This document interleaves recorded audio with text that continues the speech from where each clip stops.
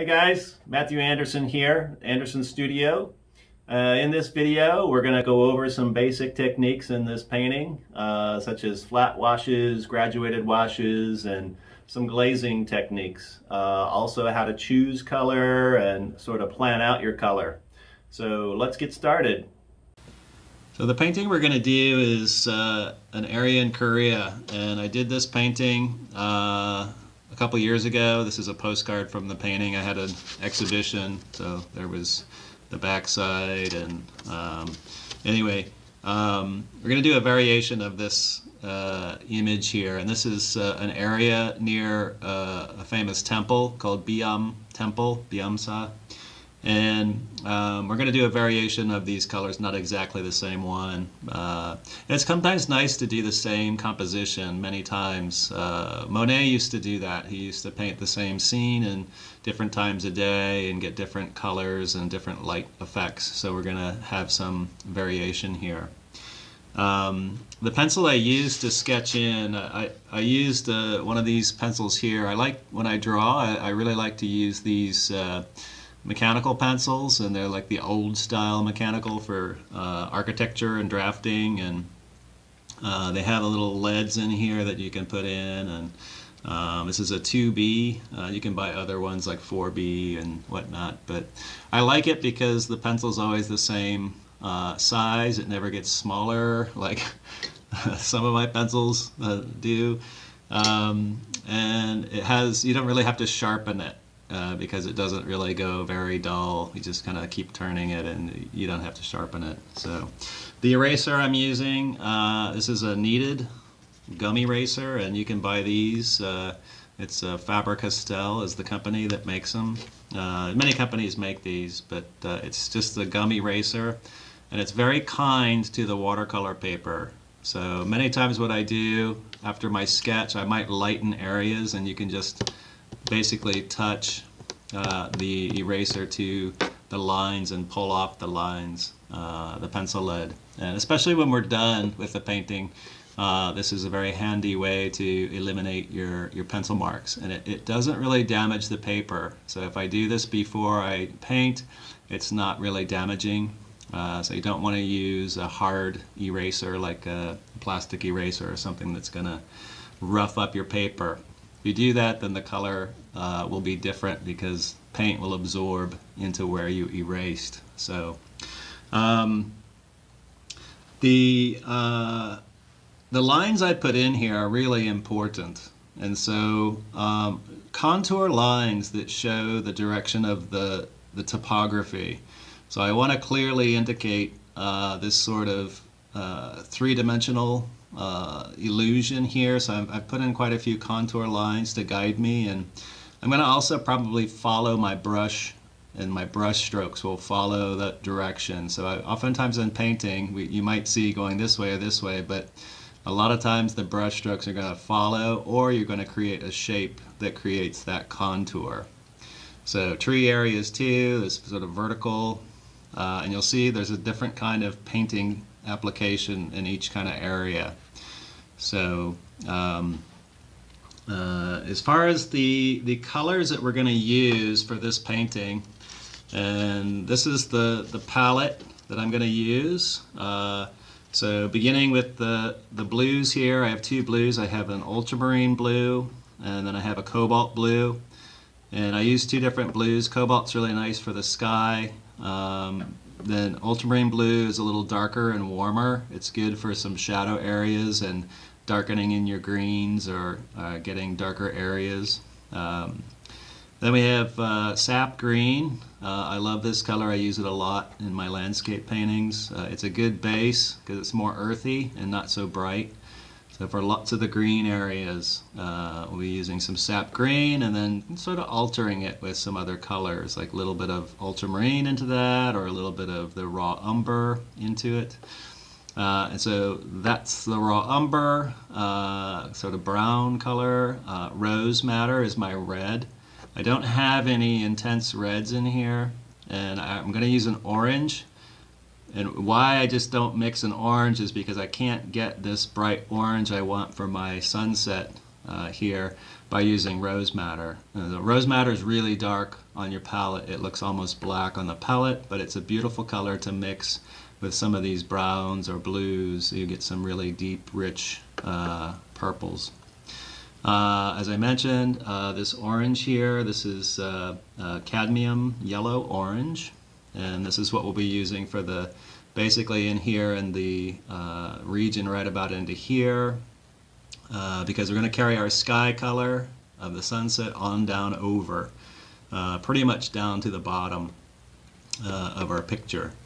And then we have here permanent yellow, and this is a permanent yellow light. Of course, that's not full intensity from the tube, but you know, it's just a basic yellow. Don't use lemon yellow, it's too green. And I'm not using yellow ochre because I can make that basically with mixing my umber and my yellow. So I don't need yellow ochre, I'll use that yellow. So I wanted a more pure yellow, just because I know what I'm starting with when I'm going to mix other greens or other, you know, alter other colors. So I basically have some primary blue and yellow, but my red is not a primary. Some of the color variations, these don't look anything like this kind of palette. So where do we get that? Well, it comes in layering. So you're going to see once we begin to layer colors and start to mix neutral colors. So I put some color examples on here so you could see.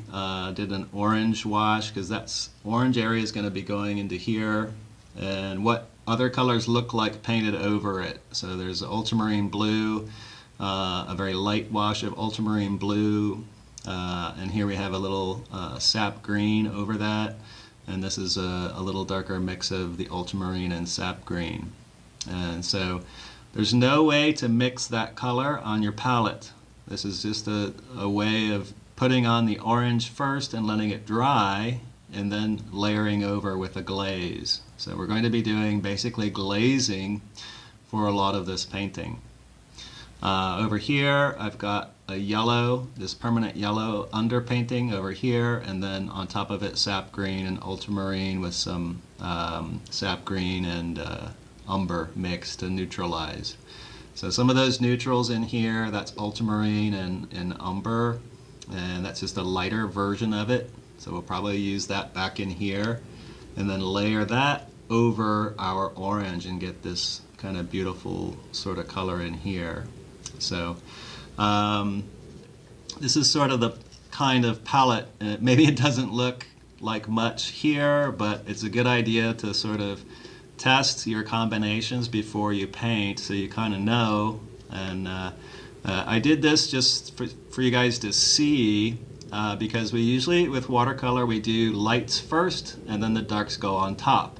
So I just showed you a test of what it looks like if I have ultramarine first and then the orange on top. So it looks a little odd. It looks like it's painted on top. It doesn't seem to have the light show through like we do with these colors. And it looks a little glossy too. And so it looks a little strange. So make sure we're doing our light colors first, and then we're painting darker towards the end. We're ending with our deepest dark colors in the end.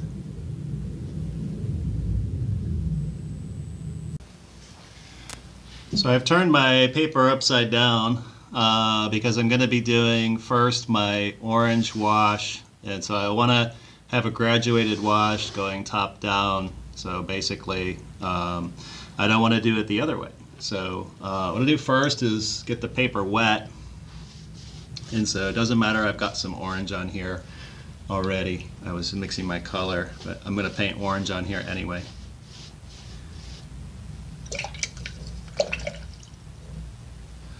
So get the paper wet.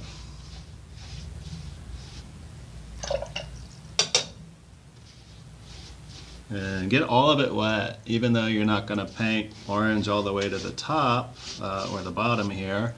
Make sure you get it all wet. So go side to side, up and down. We want a really consistent wash in here. And so sometimes it takes the paper a few passes to really get wet. So And then I'm going to let that sit for just a little bit, let it sit, so the paper has a little bit of chance to absorb the paint. And when I'm doing that, I can go to my orange mix.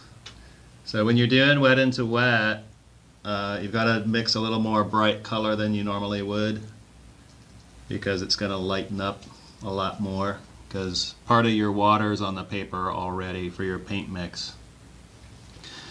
So I'm going to start right about in here, and then I'm just going to keep passing as I go down, and then eventually if I get about to here, I'm going to rinse my brush and then just finish with clean water. I don't want to paint the whole thing. We'll start in here because the bottom is going to basically also be orange. I'm leaving a little bit for my water down here. I have some water I want reflected. So it may look really bright so far. So I rinsed my brush a little bit, and then go with the water. Now I'm going to right now rinse out my brush and then do a stroke here with just water. And again, as I go, I'm just going to keep rinsing my brush.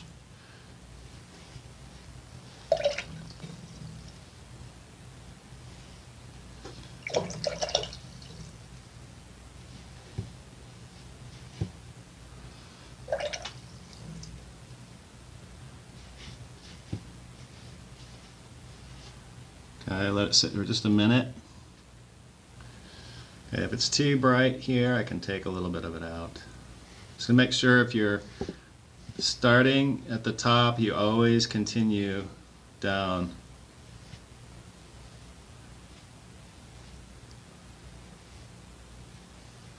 And then I'm just going to pass here, rinse my brush.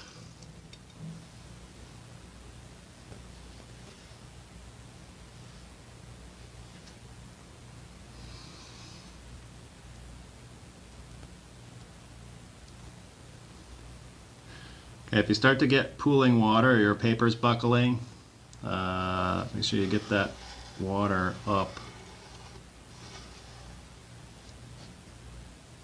Sides too, just run your brush along the side of the tape here to pull away that color. And if I get a buckle in there, I'm just going to tilt my paper a little bit to let some of that water get out of that pool there. So now you can see that the paper is pretty dry. It's almost dry. It's a little bit warpy, but it's okay to go in. The paint's dry enough it's not going to mix. So I have a nice soft transition here into my white of the paper. And so for the next step with the blue, and I'm going to be using this Cobalt blue here for the top, I'm just going to go into dry paper, and I'll do a graduated wash that way. So starting with that intensity up at the top and then going down. Slowly, I'm going to clean my brush between each about 2 or 3 passes until I get down to here with almost clean water. Just a very, very light blue wash. And I'll carry it all the way down into about here.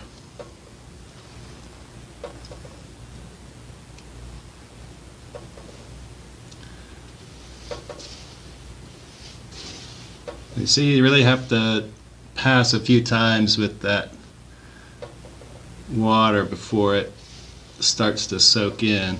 And so about now, I'm going to clean my brush out and then just use clean water for the rest of it. So touch my paint again. It's all wet, so it's still going to kind of blend in.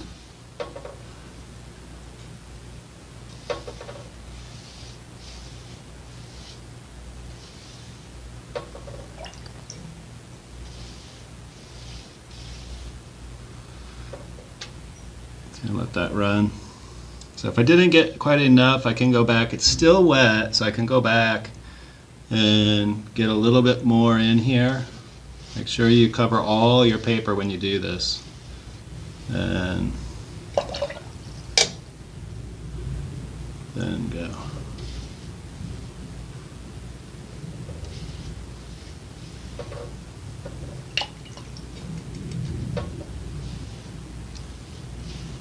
Carry it all the way down.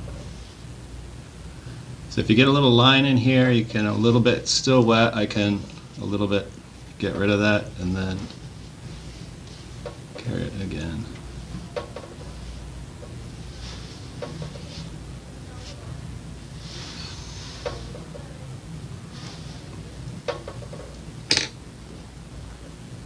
And we'll let that dry. Okay, so my painting is about dry, and like you can see that the transition here, because we didn't mix wet into wet with orange and blue, we're not getting any kind of strange gray. So we're ready now to go into our distant ones, our mountains here in the distance. So I always start at the back and then progressively work forward. So same as the sky, we start at the top, do sky down, then we go to the farthest area, which is our lightest area. So I'm going to use a very pale blue about into here for this far mountain, because it's going to get some of the sky color, and that very light blue will darken just slightly in the distance. But I'm not just going to paint this area, I'm going to carry that color all the way through all my background area, because I want the color transition not to stop here. I want to continue it down and fade it out a little bit. So this is going to help you not have any internal lines. So internal lines happen when you paint one color over another color, and you'll get a line there. So even if it's so light, you're going to get some line. And I don't want there to be any strong lines where my colors stop. The other reason is that same color is actually going to be in nature too. It's going to be, you know, a transition of colors too. So I'm going to use a light blue, we'll go to a little bit darker blue, and then even darker here. Probably add a little bit a warm color, a little bit of that rose madder to my mix to warm it up, so we get a cool to warm.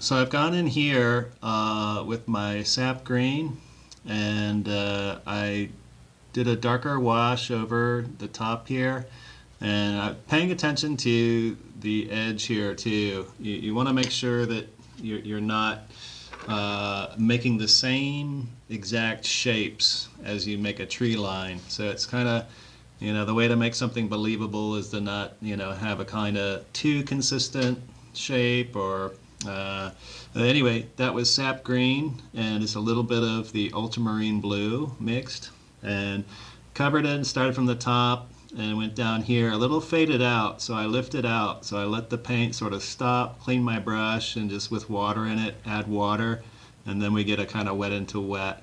So the value got a little bit lighter in here.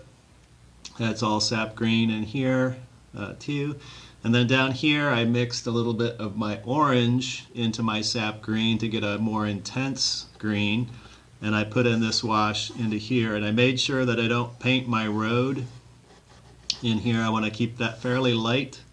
I will put some real darks next to it, so it's really going to pop out. And I also made sure I left just at least a little bit of white in my, or very light area in this sort of creek bed or drainage ditch here. So I think you can start to see that the colors are all going together. We stuck to our colors of our palette. So we chose these, and then the only colors we're mixing are from these colors. So that's going to help your painting all look like it goes together. So you don't want to start adding, you know, too many different colors. Like if you add cadmium red into this mix, it's going to probably look a little odd. Or if I added maybe, I don't know, maybe that permanent green, which is really, really bright green. But I want more soft, you know, colors here because it's not midday in pure intensity. So I did leave some of this area unpainted so far, or at least not gone over with darker, because I want some light hitting this for contrast for the foreground. So that's where I get here, contrast to come forward, and here a little more contrast to bring it forward too. So after this is dry, we're going to go into this section of trees here, and we're going to make them a little bit more bright. So some areas will be really dark in the shadow, so we're going to get more contrast here. So we'll go in with a kind of brighter green than this mix, more pure sap green and less ultramarine in the mix. And then as it gets down in the bottom, probably do some wet into wet with some really dark mixes. And going back to some of the colors we mixed before and get into some of these really darks. So if I add a little rose madder to my ultramarine and then a little bit of green, that's going to be a good, really dark for these sort of shaded areas. We don't get any light in there. So I do like to have a little bit of light coming through because it is sort of open here, so it's a little bit, maybe we'll probably want some silhouette here a little bit, but then little specks of light coming through. So this is probably going to go darker here because it's sort of backlit. Like that's the correct value I'm looking for that kind of backlit value.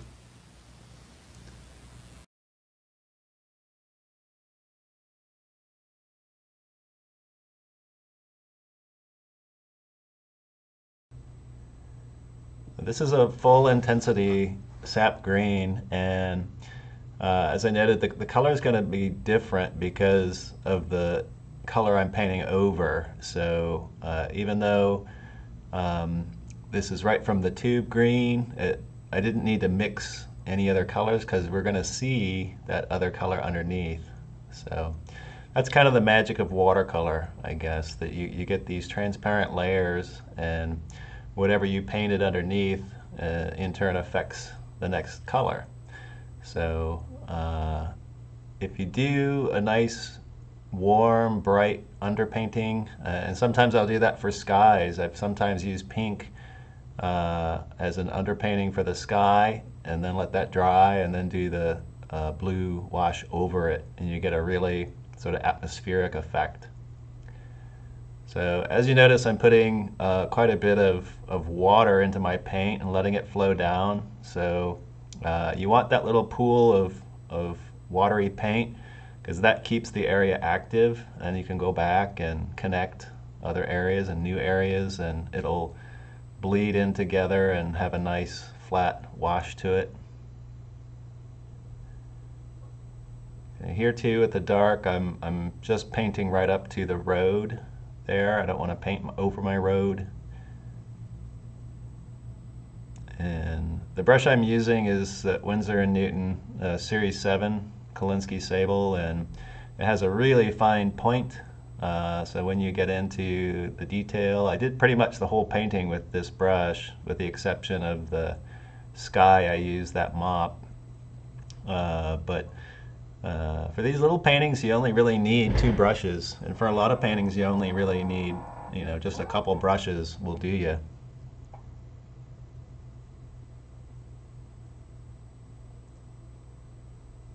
So because that area is still wet, you can see it's shiny. I can go back to the right side too still and connect areas.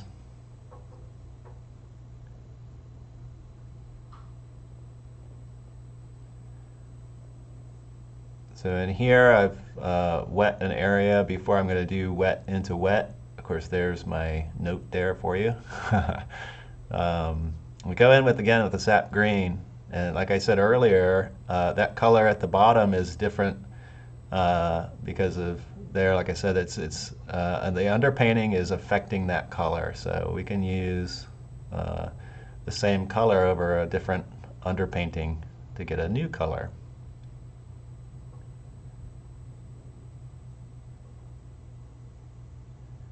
So you probably notice I'm painting over a lot of my lines, and a lot of times the lines are just a guide to help me know where I wanted to go, and sometimes I don't, you know, follow all of the lines throughout the whole painting. I may change my mind and edit out some things. So don't feel like you have to paint within the lines, coloring in the lines, you know. Take some expressive freedoms.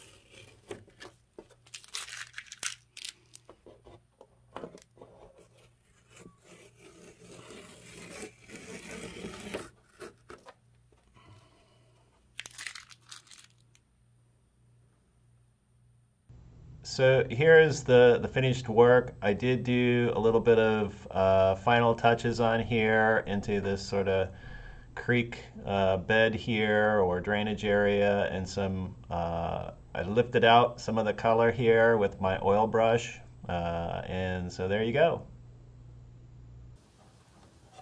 Well, I hope you enjoyed watching the video. Don't forget to subscribe and like. I have a lot more videos coming up soon, so stay tuned.